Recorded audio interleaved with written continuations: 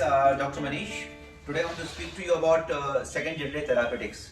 So in most of my video, if you see that I have spoken about second generation Homeopathics.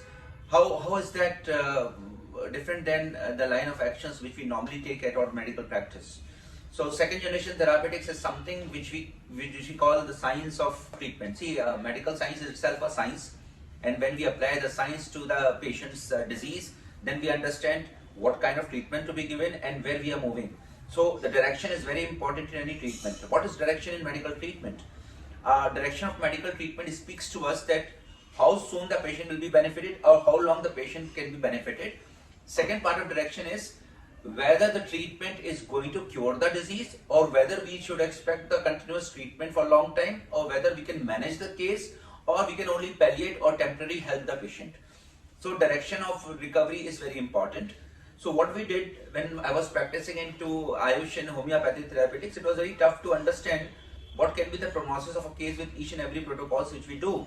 So finally what I did is to understand the clinical science, and then we applied that science with the similimum therapeutics, and then we made the radar of a treatment where the treatment is based upon the similimum picture, clinical picture, and similimum therapeutic miasmatic background, but the direction of treatment is based upon the scientific tenets like the biomarkers. The biomarkers is the latest addition which we did in scientific parameters, and it is the one thing which gives us the direction and let patient understand what requires to be done at his or her level. And second, it makes the treatment very precise, very predictive, and very personalized.